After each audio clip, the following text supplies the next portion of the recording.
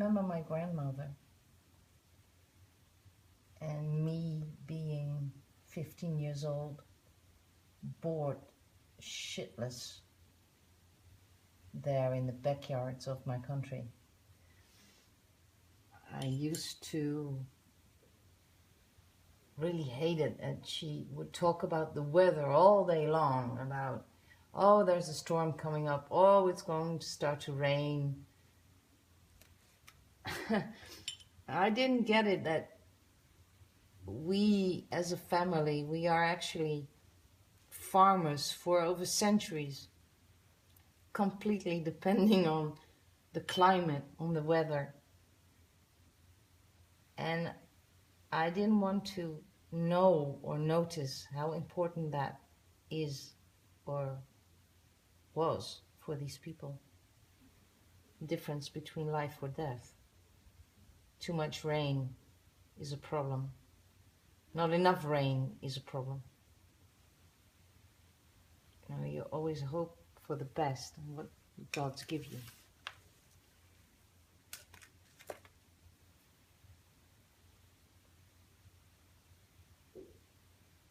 There's not one picture in my mind when I'm doing this. There are thousands of pictures. My entire youth in this landscape. This ridiculous, flat, harsh landscape. Won't advise you to go there as a tourist. It really is too boring in a way. But in the nothingness that is going down in these areas, there is a certain kind of beauty or comfort that I most definitely relate to, because it's my roots. I know that land. I know it by heart.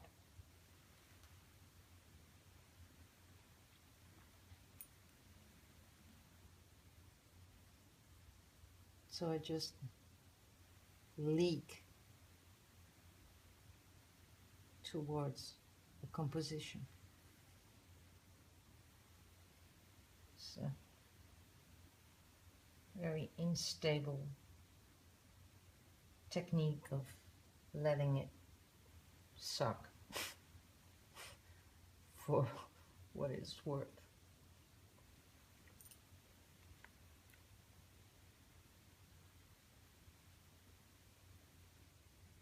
It could be my head is in the way.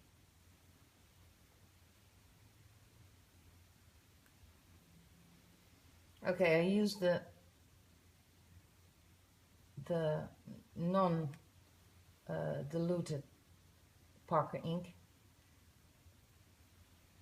to make contrasts, and I need to be very much aware of what I want to be white or remain white.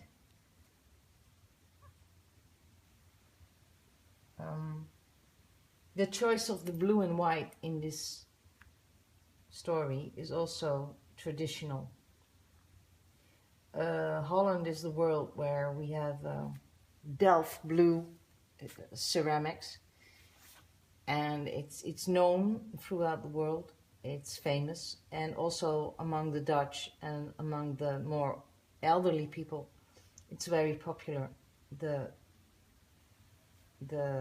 blue and white structures on all kinds of ceramics, plates and cups and vases and stuff. It's also the reason why it reminds me so much of our culture around here, our inheritage. That's why I like to use this color, this specific blue, and make my own bloody mess out of it.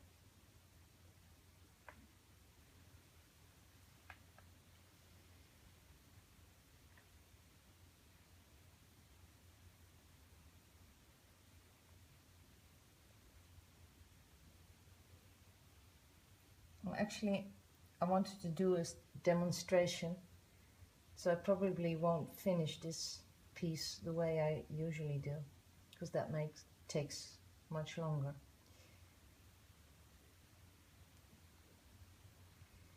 But right now, this page is quite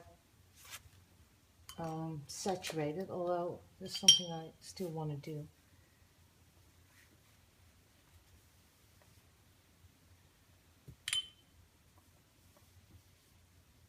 You see, funny thing with working on rice paper is that I nearly destroy the paper while I work. I need to stop at some point, because otherwise I will draw a hole into the paper.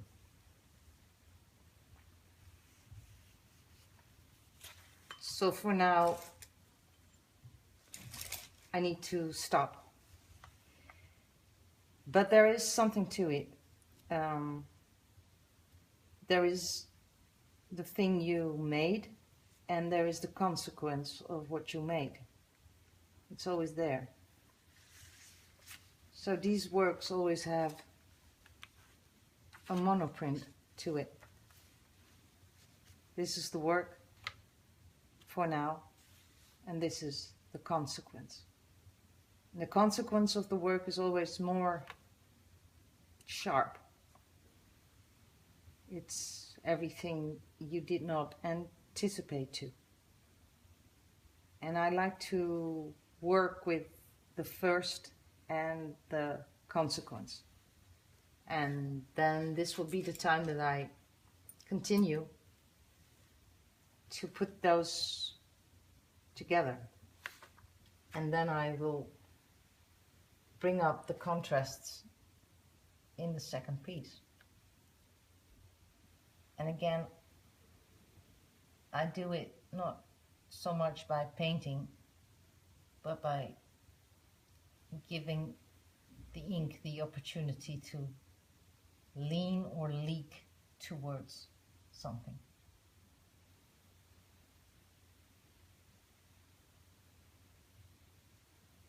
Just trying to sharpen it.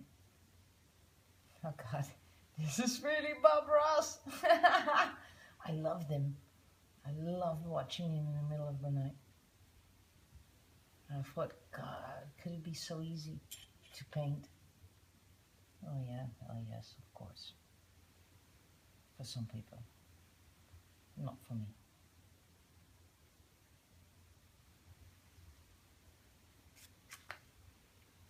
I don't want to bother you for a quarter of an hour or so, so I'll quit this video. But it more or less demonstrates about the blue Parker ink rice paper projects I do. They all have this same theme, this same relationship for me, and that's the relationship to my land and the water, and the fact that with sea levels rising 2 meters or more in the next coming century, that I have this idea that no money in the world is going to save this country where I live in. It will not exist anymore in about a century. And that's why I love to travel through my country with my own sailing boat and remember it and project it for the fact that it exists right now. And it's vulnerable. It has always been vulnerable, but maybe right now in this time, this age, where our government pretends that we're all safe from the water, and that these disasters with levees breaking through and water running in and hundreds of dead, that won't happen anymore. But I think the opposite is true, and eventually we will not be able to stop the water anymore. I mean, I live in a building right now that is more than 6 meters beyond sea level. And the sea is about 50 miles away from here. Come on, Don't fool me, really.